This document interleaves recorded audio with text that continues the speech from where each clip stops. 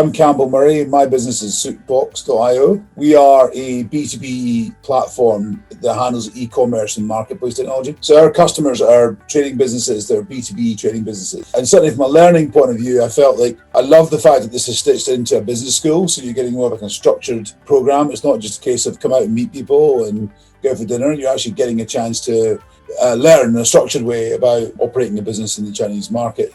Obviously, this year I'd originally intended to go out to China and do the actual travel program, but clearly the COVID crisis meant that this is all distance learning, so it's a very different year.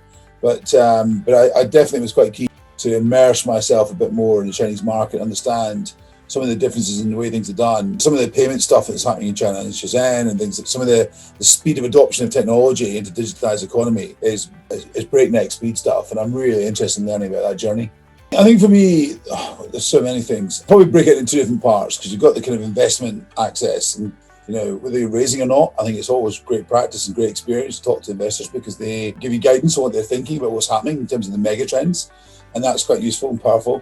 But on the sort of top class lesson aspect, on the other side of what the program offers, there's been lots of really fantastic, interesting things to learn about this.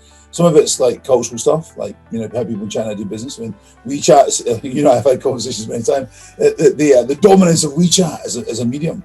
It's not just an app; it is the digital world for a lot of Chinese consumers and Chinese users.